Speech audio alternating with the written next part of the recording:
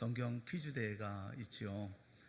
범위는 출애굽기입니다. 그리고 저희들이 엄선해서 문제를 100문제를 냈는데 몇 문제나 출제할지는 모르겠지만 문제마다 또 힘을 다해서 말씀을 보면서 준비한 것이니까 여러분들이 같이 참여하시고 또 성경 말씀도 배울 수 있는 기회가 되기도 하고 또 함께 교제도 나누고 또 하나님의 은혜도 다시 한번 생각하는 시간이 되었으면 참 좋겠습니다. 오늘 그 출제 범위인 그 출애굽기에서 우리가 말씀을 함께 보면서 또 교훈을 또 생각해 보려고 합니다. 여러분들이 이 춤을 추고 싶을 때, 노래하고 싶을 때가 있지요. 우리가 삶을 살아가면서 나도 모르게 흥얼흥얼 노래가 나올 때가 있고, 어떤 때는 나도 모르게 어깨가 들썩거리며 춤을 추고 싶을 때가 있지요. 인생이 잘 나갈 때, 또 하나님의 축복을 경험했을 때, 또 하나님의 기적을 경험할 때, 또 성공이 우리를 향해서 손짓을 할 때, 우리는 그럴 때는 춤을 추고 노래하고 싶은 마음이 들지요. 문제는 우리들의 노래가 인생에 계속해서 지속되지 못한다는 데 있습니다.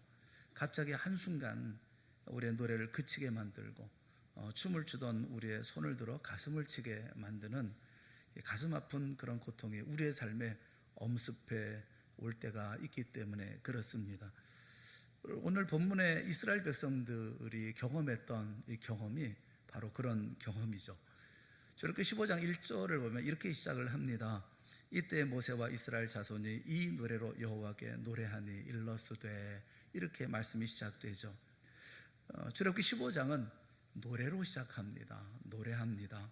기쁨으로 노래합니다. 무엇을 노래합니까? 그 다음에 보면 내가 여호와를 찬송하리니 그는 높고 영화로우시며 말과 그 탄자를 바다에 던지셨음이로다. 놀라운 하나님의 기적의 역사를 보고 하나님을 찬양하는 노래로 출애굽기 15장을 시작합니다. 또 20절 말씀을 보면 아론의 누이 선지자 미리암이 손에 소고를 잡으며 모든 여인도 그를 따라 나오며 소고를 잡고 춤추니, 이제 작은 북이죠. 작은 북을 치면서 춤추고 노래하고 있는 이스라엘 백성들의 모습, 큰 잔치를 벌이고 있는 모습을 볼 수가 있습니다. 그런데 이 노래와 춤은 그리 오래 계속되지 못합니다. 본문의 24절 말씀에 보면, 출애굽기 15장 24절에 보면 백성이 모세를 향해서 뭐라고 얘기를 합니까? 백성이 모세에게 원망하여 이르되, 한순간 노래가 그쳐지고 그 속에서 탄식과 신음소리가 나오기 시작합니다. 하나님을 원망합니다. 모세를 원망합니다. 그들에게 고통이 찾아온 것입니다. 왜 이렇게 되었을까요? 우리가 읽었던 본문의 22절은 모세가 홍해에서 이스라엘 인도하여 나와서 수르 광야로 들어가서 이제 며칠을 행했다, 이렇게 말씀하고 있지요. 보면 수르 광야로 들어가서 거기서 사흘길을 걸었으나, 사흘길을 걸었습니다. 문제는 물을 얻지 못하고 문제가 있었다는 겁니다. 홍해를 이스라엘 백성들이 지난 후에 꼭 사흘이 지났습니다. 그러니까 노래하고 춤추고 소고를 치면서 다 같이 기쁨으로 다 춤을 추고 노래한 것이 사흘 전이라는 거죠.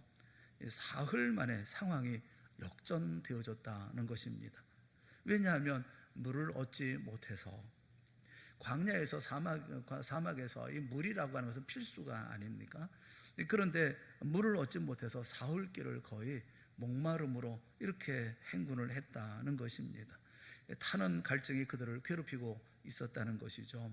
드디어 도착한 것이 마라라는 장소에 도달을 했습니다. 이스라엘 백성들이 홍해를 지나서 하루에 한 20km 정도 행군을 했다고 하면 사흘을 지났으니까 한 60km 걸었겠지요. 그래서 찾아갔던 그곳인데도 물을 얻지 못합니다. 여전히 물이 없는 것이 아니라 물이 있어서 참 반가운 마음으로 물을 대했는데 그 물이 쓴물이어서 토해낼 수밖에 없었다는 것이죠. 그래서 하나님과 모세를 향해서 원망하기 시작했다는 것입니다. 조금 전까지, 얼마 전이죠, 사흘 전까지 노래하고 춤추고 기뻐하고 그들의 마음에 환희로 가득하고 충만했던 사람들이 불과 사흘 만에 탄식하고 고통하고 신음하고 원망하고 있습니다. 여러분, 이것이 우리의 인생이 아닌가요? 우리 인생에서 우리의 노래를 빼앗아가는 이런 신음과 고통을 경험할 때 우리는 어느 순간 춤을 멈추게 되고 우리의 가슴을 치게 만드는 그런 고통이 우리 가운데 있게 되어지죠. 우리의 삶 속에서 이런 고통이 찾아올 때 이 고통을 극복하기 위해서 정말 중요한 것이 뭐냐면 의미예요. 이 고통을 당하지만 그러나 고통의 의미를 발견한다면, 근데 여러분, 고통을 당할 때 고통 자체보다 우리를 더 괴롭히는 것이 있다고 하면 내가 이 고통을 왜 당하는지를 모른다는 것이죠. 고통의 의미도 모르고 고통을 당할 때 그 고통은 우리에게 훨씬 더 심각하게 어려움으로 다가올 수밖에 없습니다. 만약에 아무리 고통이 심하다 할지라도 고통의 의미를 알 수 있다고 한다면 우리는 이 고통을 견딜 수가 있고 버텨낼 수가 있죠. 심지어 이 고통을 극복할 수도 있습니다. 그래서 이 고통의 의미를 발견한다고 하는 것, 이것만큼 고통이 우리를 찾아올 때 중요한 과제는 없다고 생각을 해요. 우리가 이 고통의 의미를 발견하지 못하면 그러면 개인도 공동체도 오히려 더 긴 고통의 터널을 지내야 할지 모릅니다. 고통의 의미를 발견한다고 하면 그러면 어떤 면에서 고통은 별로 그렇게 큰 고통으로 우리에 다가오지도 않을 것이고 뭐 두렵고 걱정할 것도 없지 않을까 싶어요. 그래서 물어야 할 가장 정말 중요한 질문, 고통을 당할 때 이 고통의 의미는 뭐냐라는 것이죠. 무슨 의미가 있는 것이냐라는 것이죠. 왜 하나님의 백성에게, 하나님을 사랑하는 사람에게, 하나님의 자녀에게 왜 이 고통이 있는 것입니까? 이 고통의 의미 도대체 무엇입니까? 저는 세 가지를 여러분에게 말씀드리려고 합니다. 그 고통의 의미가 뭔지를 세 가지로, 오늘 본문에서 세 가지로 여러분에게 말씀을 드리려고 그래요. 첫째는 고통은 하나님의 시험이라는 것이고, 둘째는 고통은 하나님의 축복이라는 것이고, 셋째는 고통은 하나님의 계시라는 거예요. 하나하나 여러분에게 말씀을 드리려고 합니다. 첫째, 본문이 가르쳐주고 있는 이 고통이라고 하는 것은 하나님의 시험이라고 가르쳐주고 있습니다. 고통은 하나님의 시험이에요. 여러분 중에 어떤 분은 즉각적으로 마음속에 이렇게 반문을 가지실 분이 계실 것입니다. 성경에 보니까 하나님은 아무도 시험하지 않는다고 말씀하셨는데 어떻게 하나님의 시험, 이 고통이 하나님의 시험이라고 말씀하십니까? 그렇게 말할 수가, 질문하실 분이 계실 거예요. 아마도 성경을 조금 알아야 이런 질문을 할 수가 있을 테니까 아마 성경을 아시는 분들은 그런 질문이 마음속에 있을 겁니다. 야고보서 1장 13절 말씀에 그런 말씀이 있죠. 사람이 시험을 받을 때 내가 하나님께 시험 받는다 하지 말지니 하나님은 악에게 시험을 받지도 아니하시고 친히 아무도 시험하지 아니하시느니라 라고 분명히 말씀하고 있기 때문에 그렇죠. 하나님은 친히 아무도 시험하지 않으신다. 그런데 여기 시험이라는 단어를 우리가 잘 곰곰이 생각해 봐야 합니다. 이 시험이라는 이 페라이조라는 이 말은 그 영어 성경에는 템테이션이라고 이렇게 번역을 했는데, 이 시험, 이 페라이조라는 시험은 어떤 시험이냐면 파괴적인 의미의 시험을 말해요. 그러니까 이 시험은 어떤 시험이냐면 이런 어려움을 줘서 망하게 하고 무너지게 하고 그리고 죽게 하고 하는 그런 시험, 이것을 이 페라이조, 여기 시험이라고 얘기를 하고 있어요. 그러니까 하나님이 가지고 있는 시험, 이 시험은 여기서 얘기하고 있는 그런 파괴적인 의도를 가지고 시험하는 그런 시험이 아니라는 거예요. 하나님은 다른 의도가 있어서 우리를 시험하신다는 것입니다. 다시 말하면 교훈적인 의도로 하나님은 우리를 시험하신다는 거예요. 교육적이고 교훈적인 시험이 우리에게 있다는 것입니다.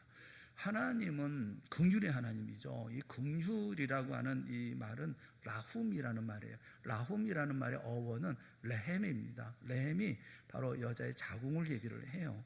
그러니까 아이를 자궁에서 키우고 그 다음에 나중에 고통 중에 출산하는, 그래서 이 긍휼이라는 것은 하나님의 이런 어떤 모성애적인 그런 연민과 사랑, 그것을 얘기를 하고 있는 것이거든요. 우리를 그렇게 사랑하시는 분이 우리를 죽이려고, 우리를 무너뜨리려고, 우리를 망하게 하려고 시험을 주십니까? 그렇지 않아요.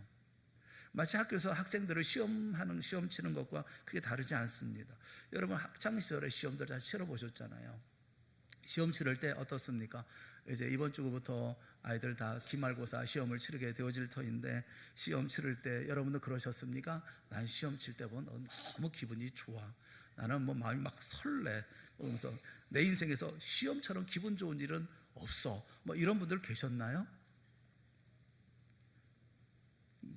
없었을 거라고 생각합니다. 제가 볼 때는. 시험은 시험은 참 힘들고 어려워요. 그래서 여러분들이 그럼 시험 필요 없어요, 시험 없앱시다, 이렇게 생각하시는 분들 계십니까? 그런 분도 없을 거예요. 여러분, 누구나 시험을 다 즐거워할 수 있고 뭐 또 행복해 할 수는 없지만은 시험이 필요하다는 사실을 부정할 사람도 동시에 없을 거예요. 아무도 시험을 부정할 수는 없습니다. 시험은 있어야 합니다. 비록 힘들고 어렵다 하더라도 시험은 있어야 하죠. 그 시험을 통해서 객관적으로 내 실력이 평가되고 점검을 받는 것이기 때문에 그렇습니다.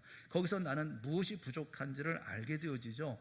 그리고 보완할 때, 그래서 시험을 통해서 우리는 성숙해질 수 있는 것이 아니겠습니까? 하나님도 이와 같은 의도로 하나님의 자녀에게 시험을 허용하십니다. 본문의 시험은 그런 의미에서의 시험인 거예요. 오늘 본문의 25절에 있는 말씀을 우리 한번 다시 다 같이 한번 읽어봤으면 좋겠습니다. 25절 다 같이 시작. 모세가 여호와께 부르짖었더니 그에게 한 나무를 가리키시니 그가 물에 던지니 물이 달게 되었더라.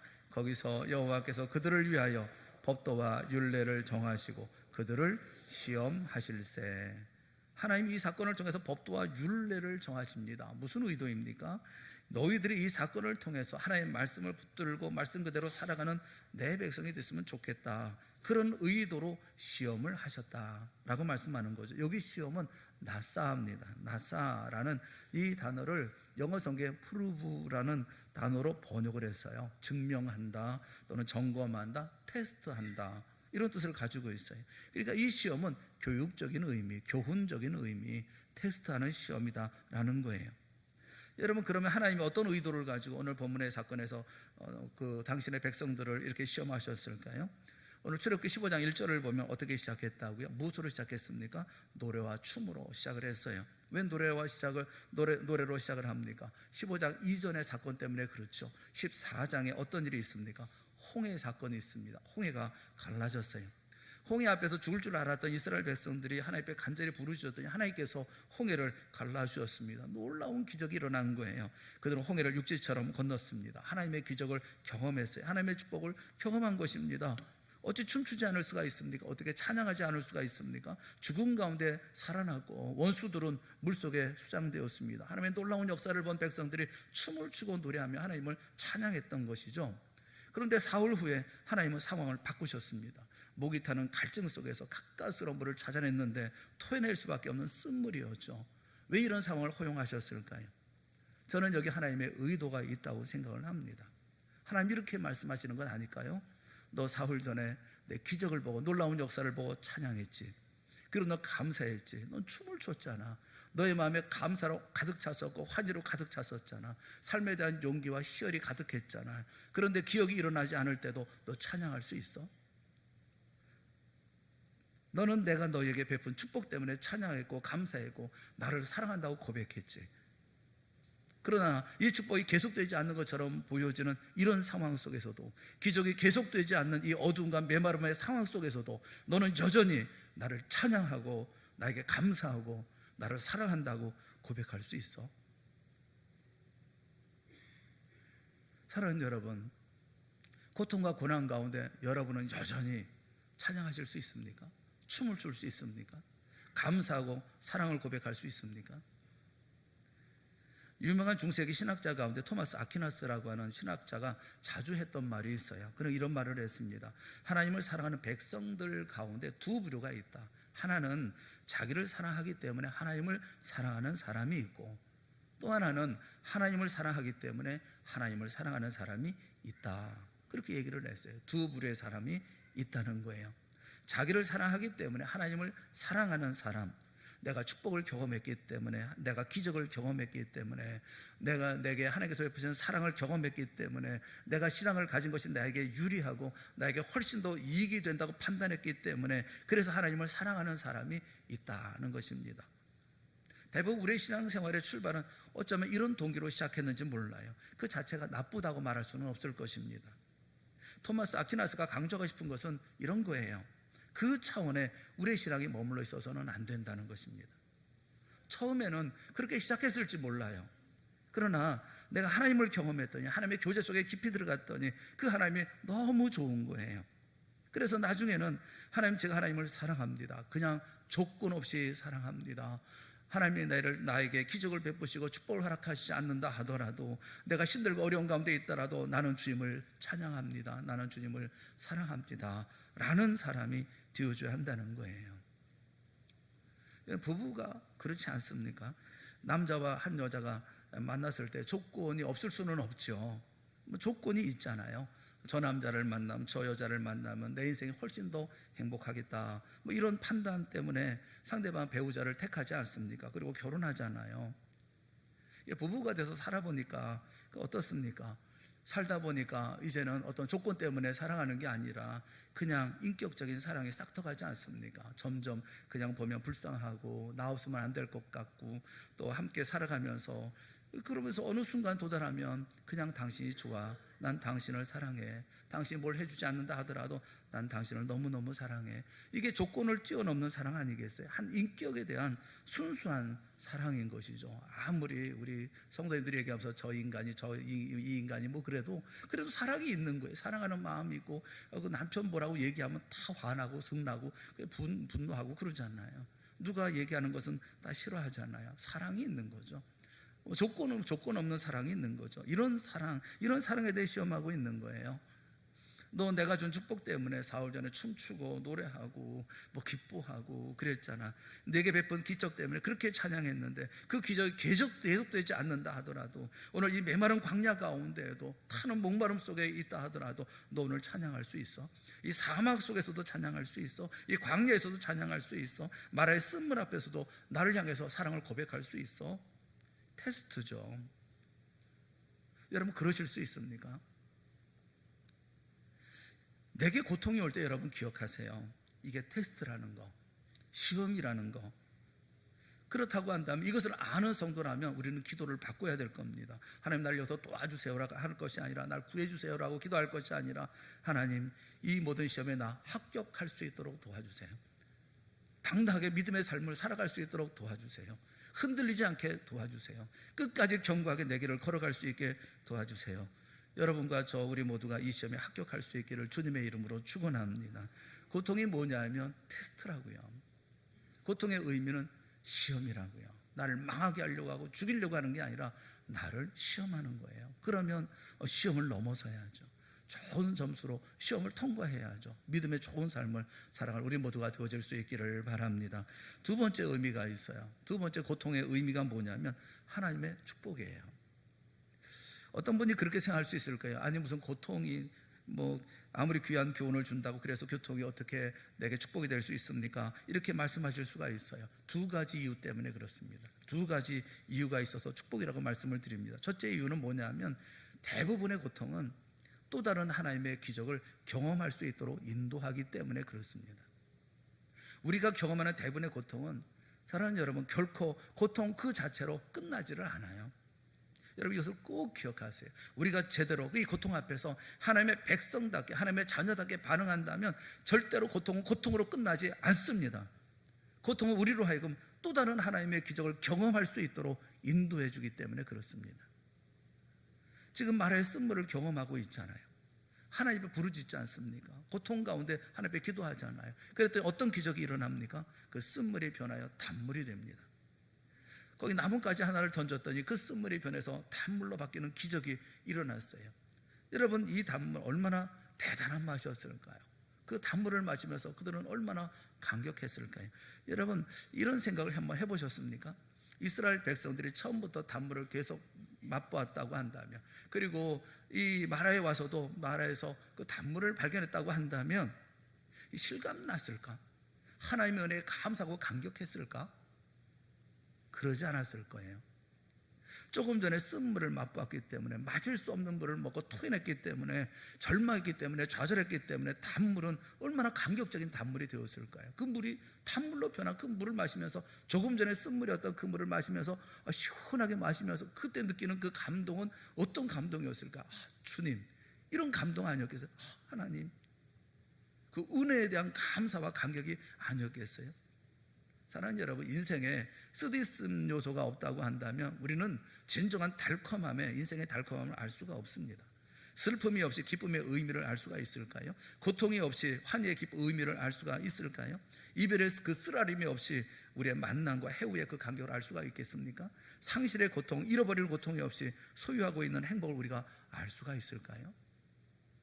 이것은 또 다른 기적을 우리에게 가져다 주고 또 다른 감격과 감사를 우리에게 가져다 주는 것이 고통이에요. 그래서 축복이라는 것입니다. 그 프랑스의 루브르 박물관에 그 유명한 모나리자 그 그림이 돈 안 맞은 적이 있었습니다. 한번 누군가 훔쳐간 일이 있었습니다. 이게 굉장히 그 화제가 됐었죠. 어려움이 있었죠. 루브르 박물관에서 유리공으로 일했던 빈센초 페루자라고 하는 사람이 이탈리아로 훔쳐서 가져왔던 거예요. 그동안에 훔쳐가 다시 돌아올 때까지 그때 어떤 일이 일어난 줄 아십니까? 가장 많은 숫자의 관광객이 그 루브르 박물관을 찾았다는 겁니다. 왜 찾았을까요? 그 돈 안 맞은 자리를 구경하려고 왔다는 거예요. 없어진 그 자리 구경하려고 왔다는 겁니다. 없어지고 난 다음에 그 소중함을 아는 거예요. 그 일 때문에 모나리자가 유명해졌고 지금은 한 해에 800만 명이나 되는 사람들이 그 그림을 관람하고 있다고 그럽니다. 고통이라고 하는 것은 소중함을 알게 하는 거예요. 잃어버려야, 그리고 난 다음에 얻었을 때 그 기쁨을 알게 하는 것이죠.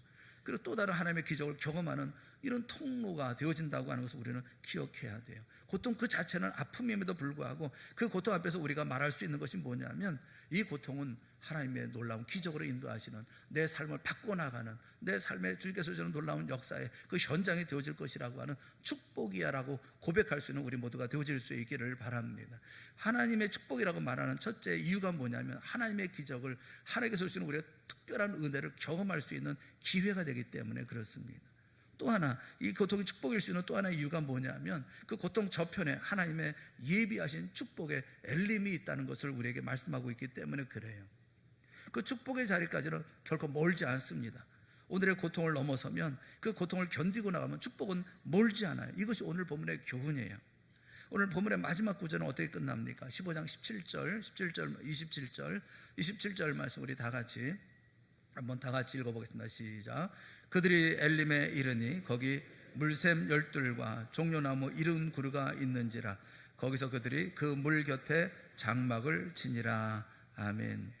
이 마라에서 마라라는 장소의 엘림까지는 불과 11km 정도밖에 되지 않는 거리라고 그래요. 한 10여 킬로. 그러니까 금방 도착할 수 있는 거리죠. 11km. 아주 가까운 거리잖아요.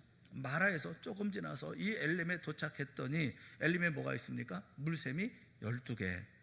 여러분, 사막에서 그 샘물 하나도 소중하잖아요. 그런데 무려 12개의 샘물이 있습니다. 그리고 종려나무는 몇 그루가 있습니까? 70그루. 이 얼마나 황홀하고 풍성한 오아시스입니까?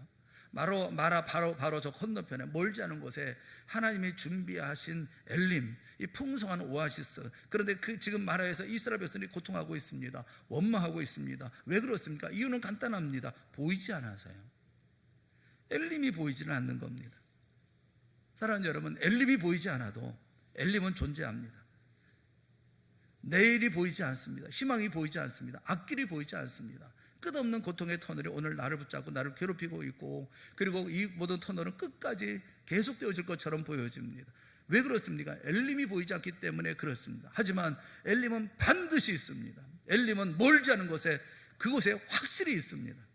사랑하는 여러분, 엘림이 보이지 않아도 엘림의 존재를 믿으시기를 축원합니다. 엘림이 보이지 않아도 엘림의 약속을 믿으시기를 바랍니다. 엘림이 보이지 않아도 엘림의 비전을 꼭 가질 수 있기를 주님의 이름으로 축원합니다. 하나님은 저와 여러분을 위해서 엘림을 준비하셨어요. 할렐루야. 엘림을 준비하셨다고요. 옆에 있는 분들 한번 얼굴을 쳐다보면서, 특별히 인상 쓰고 있는 옆 사람을 쳐다보면서 엘림이 멀지 않았습니다. 이렇게 한번. 엘림이 멀지 않았다니까요. 엘림이 몇 킬로요? 11km. 11km. 조금만 더 가면 멀지 않은 거예요.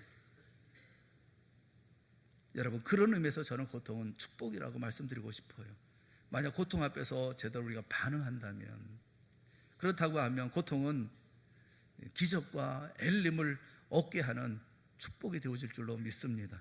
우리 가정이, 우리 교회가, 우리 인생이 이 고단한 세월 속에서 하나님의 엘림의 비전과 축복을 붙잡기를 주님의 이름으로 축원합니다. 고통의 의미가 뭡니까? 고통은 하나님의 축복입니다. 얼마 멀지 않은 곳에 엘림, 하나님의 축복이 있어요. 고통의 세 번째 의미, 그 세 번째 의미는 하나님의 계십니다. 고통이 하나님의 계시, 이게 무슨 말입니까? 이 고통 속에 하나님이 스스로 자신을 계시해 주신다는 거예요. 스스로 보여주신다는 거죠. 우리 편에서는 뭡니까? 고통 속에 있을 때 우리는 하나님을 경험한다는 거예요. 하나님을 새롭게 만난다는 거예요. 고통보다 저와 여러분이 하나님을 경험할 수 있는, 하나님을 만날 수 있는 가장 생생한 삶의 장은 다시 없습니다. 오늘 26절 말씀, 그 말씀이 그 대답을 우리에게 들려주고 있습니다. 26절 말씀 우리 다 같이 한번 같이 26절 말씀을 보겠습니다. 시작. 이르시되 하나님 나 여호와의 말을 들어 순종하고 내가 보기에 의를 행하며 내 계명에 귀를 기울이며 내 모든 규례를 지키면 내가 애굽 사람에게 내린 모든 질병에 하나도 너에게 내리지 아니하리니 나는 너희를 치료하는 여호와임이라. 할렐루야. 내가 애굽 사람에게 내린 모든 질병에 하나도 너에게 내리지 아니하겠다라고 하나님이 약속을 하고 계십니다. 그 전제가 뭡니까? 너희가 너희 하나님 나 여호와의 말을 들어 순종하고 내가 보기에 의를 행하며 내 계명에 귀를 기울이며 내 모든 규례를 지키면 너희들이 질병을 넘어설 것이다, 극복할 것이다, 치유될 것이다, 오늘의 모든 고통도 치유될 수 있다. 그러면서 하나님이 자신을 무엇이라고 말씀하고 계십니까? 무엇이라고 계시하고 계십니까? 내가 누구라고 말씀합니까? 나는 너희를 치료하는 여호와임이라. 하나님의 이름이 뭐예요? 여호와 라파. 그 말의 뜻은 치료하시는 하나님, 힐링 갓. 하나님은 치료하시는 하나님. 여러분 지금 내가 서 있는 자리가 질병의 자리일 수 있어요. 질병 때문에 아파하고 고통하고 그 계실 수 있습니다. 그래서 그 질병 때문에 하나님 부르짖어 기도하고 하나님의 도움을 구했더니 하나님이 나를 고치셨다. 이거 내가 새롭게 경험하는 것이죠. 목사가 말한 하나님이 아니라 정말 내가 경험한 하나님, 치료하시는 하나님이야. 저는 여러분이 이 하나님을 경험할 수 있기를 바라는 거예요. 치유의 하나님은 우리 병만 치유하시는 것이 아닙니다. 환경도 치유하시는 하나님이에요. 말의 쓴물 아닙니까? 그 쓴물 속에 하나님이 개입하셨더니, 하나님이 간섭하셨더니 그 말의 쓴물이 무슨 물이 되었다고요? 단물이 되었어요. 환경을 치료하시는 하나님. 그렇다면 사랑하는 여러분, 하나님이 개입하시면 우리의 병든 가정, 오늘 고통당하고 있는 우리의 가정, 그리고 삶을 사는 여러 가지 딜레마 가운데 있는 우리의 삶, 하나님의 개입으로, 하나님의 능력으로 치료받을 수 있다는 사실을 우리가 믿으시기를 바랍니다. 가정을 치료하시는 하나님, 우리 사회를 치료하실 수 있는 하나님, 우리의 고단한 역사, 우리의 민족도 치료하실 수 있는 하나님, 남북에 갈라져 있는 이 고통도 치료할 수 있는 하나님, 치유하시는 하나님을 믿으시기를 바랍니다. 치유하시는 하나님이에요. 그러니까 고통은 치료하시는 하나님을 만날 수 있는, 경험할 수 있는 기회인 거예요. 고통당하는 사람들이 성경에서 욥기를 많이 읽습니다. 욥기를 읽으면서 용기와 힘을 얻죠. 그 욥기를 읽으면서 가장 우리가 중요하게 생각하는 그 교훈은 무엇일까요? 일반적으로 욥이 지독한 고난을 받고 고통을 받는데 그럼에도 불구하고 욥이 버티고 견디다가 갑절의 축복을 받았다. 여기 대부분 주목을 해요. 그런데 저는 그보다도 욥기에 가장 중요한 결론이 있다고 한다면, 교훈이 있다고 한다면 욥기 42장 5절에 있는 말씀이라고 생각해요. 욥이 하나님 앞에 엎드리면서 이렇게 고백합니다. 다 같이 보겠습니다. 시작. 주께 대하여 귀로 듣기만 하여 사오나 이제는 눈으로 주를 배웠나이다. 할렐루야. 제가 전에는 하나님에 대해서 그냥 귓결로 들었습니다. 목사님을 통해서, 설교자를 통해서, 성경 공부를 통해서 하나님을 귀로 들었습니다. 그런데 하나님, 지금 저는 하나님을 보고 있습니다. 하나님을 만났습니다. 고통 속에서 살아계시는 하나님을, 고통 가운데 다가오시는 하나님, 고통 가운데 나를 위로하시고 나를 격려하시고 나를 건져주시는 하나님을 경험했습니다. 고통은 하나님을 만날 수 있는, 하나님을 경험할 수 있는 기회인 거예요. 믿으시기를 축원합니다. 그리고 내가 고통 속에서 만난 그 하나님이 사랑이시더라, 나를 끔찍히 사랑하시더라, 이거 확인하면 나를 둘러싸고 있는 환경이, 나를 둘러싸고 있는 상황이 아무리 열악하고 아무리 나를 짓누르고 아무리 고통이 와도 우리는 다시 일어설 수 있을 줄로 믿습니다. 모세가 하나님의 지시를 따라 나뭇가지를 쓴물에 던졌어요. 그랬더니 물이 달아졌다. 이 부분을 묵상하던 알프 핑크라고 하는 그 성경 주석가는 이 부분에 대해서 이렇게 이런 이야기를 했습니다. 나는 이 나뭇가지에서 십자가를 본다. 나는 거기에서 예수 그리스도의 사랑의 나무를 본다. 그렇게 얘기를 했어요. 하나님이 우리의 고통을 치유하시는 방법 중에 하나, 베드로전서 2장 24절에 보면 그것은 십자가, 이렇게 베드로 사도가 얘기를 할 때 어떻게 표현하고 있느냐면, 베드로전서 2장 24절 말씀에 보면 친히 나무에 달려 그 몸으로 우리 죄를 담당하셨으니 이렇게 얘기를 해요. 이는 우리로 죄에 대하여 죽고 의에 대하여 살게 하려 하심이라. 예수님의 십자가에 대해서 얘기할 때 친히 나무에 달려 이렇게 표현하고 있어요. 인류의 고통에 대한 하나님의 처방이 뭔 줄 아십니까? 예수 그리스도의 십자가였다는 거예요. 우리가 고통당할 때 고통 중에 주님을 붙들고 기도하면 한 가지 분명한 대답을 얻을 수 있습니다. 그것은 이 고통 속에 주님이 나와 함께 고통하신다는 것이죠. 고통 속에 있는 나를 그대로 버려두지 아니하시고 찾아오셔서 십자가에서 자신과 상관없이 죄의 고통 그 아픔을 당하신 주님께서 이 모든 고통을 이해하시고 내게 다가오셔서 나를 구원하시고 나를 위로하시고 나로 하여금 주님의 기뻐하시는 자리 가운데 기뻐하는 자리로 인도해 주신다고 하는 것을 말씀해 주고 있는 거예요. 요한복음 14장 18절 말씀에 보면 내가 너희를 고아와 같이 버려두지 아니하고 너희에게로 오리라 분명히 말씀하고 계십니다. 우리 그리스도인이 하는 고백 가운데 많은 고백이 그런 것이죠. 나는 십자가 앞에서 새로운 삶을 찾았습니다. 십자가 우리를 변화시킨 것입니까? 십자가라는 나무가 아니요, 더 정확하게 말하면 십자가가 우리를 변화시킨 게 아니라 십자가에 달리신 예수 그리스도의 사랑이 나를 변화시켰죠. 우리가 아직 죄인 되었을 때 그리스도께서 우리를 위하여 죽으심으로 우리에게 대한 하나님의 사랑을 확증하셨다라고 성경은 말씀하고 있어요. 내가 지금 고통 속에 있지만 고통의 의미를 풀지 못하지만 그러나 이 고통 속에서 내가 하나님을 만나면 우리 주님을 만나면 여전한 주님의 십자가의 사랑을 내가 확인하면 사랑하는 여러분, 우리 이 고통의 세월을 넘어서 말해서 벌떡 일어서게 되어질 줄로 믿습니다. 그리고 엘림을 향해서 또다시 찬양하며 춤추며 새로운 내일을 향해서 걸어가게 되어질 줄로 믿습니다. 고통은 하나님께서 우리에게 주신 테스트예요. 시험이에요. 시험에 넘어지지 마세요. 시험에서 일어나세요. 그리고 시험을 넘어서세요. 그리고 이 고통은 하나님의 축복입니다. 하나님께서 내게 기적을 베푸시기 위한, 그리고 내게 엘림을 주기 위한 또 다른 하나님의 축복인 거예요. 게다가 이 고통을 통해서 우리는 하나님을 만납니다. 하나님을 배웁니다. 하나님께서 자신을 계시해 주셔서 우리가 이 땅의 삶을 살아갈 수 있는 또 다른 생애, 그런 신앙의 자리 가운데 인도해 주시는 거예요. 사랑하는 여러분, 오늘 하나님의 치유의 역사, 마라의 쓴물이 단물로 변하는 축복의 역사, 멀지 않은 곳 엘림에 도착하는 은혜의 역사가 우리 모두에게 다 임하시기를 주님의 이름으로 축원합니다. 고통 가운데 있다 하더라도 실망하지 마시고 그 의미를 아시고 이 모든 걸 넘어서서 엘림을 향해서 오늘도 여전히 전처럼 감사하며 찬송하며 춤추며 가슴에 환희를 잊지 아니하고 주님을 노래하며 나아가는 우리의 믿음의 삶, 주님을 바라보는 삶, 오직 주님과 함께하는 믿음의 역사를 이루는 우리 모든 성도들이 다 되어질 수 있기를 주님의 이름으로 축원합니다. 기도하겠습니다. 사랑의 하나님 아버지, 은혜를 감사합니다. 말씀을 통해서 우리 모든 사랑하는 성도들의 마음속에 이 시험의 의미가 무엇인지, 이 고통의 의미가 무엇인지 다시 한번 깨달아 아는 저희 모두가 되게 하시고 확신하는 우리 모두가 되게 하여 주시옵소서. 틀림없이 기적의 길로 인도해 주실 것이고 쓴물이 단물로 변하는 말의 놀라운 역사를 보여주실 것이며, 그리고 좀 더 나아가 이 고통을 넘어서 마침내 엘림에 이르게 하여 주실 줄을 믿습니다. 믿음으로 가게 하시고 믿음으로 주님 바라보게 하여 주시옵시고 믿음의 자리 가운데 흔들림 없이 주의 역사 이루어나가는 우리 모두가 다 되게 하여 주시옵소서. 예수님의 이름으로 간절히 기도드리옵나이다. 아멘.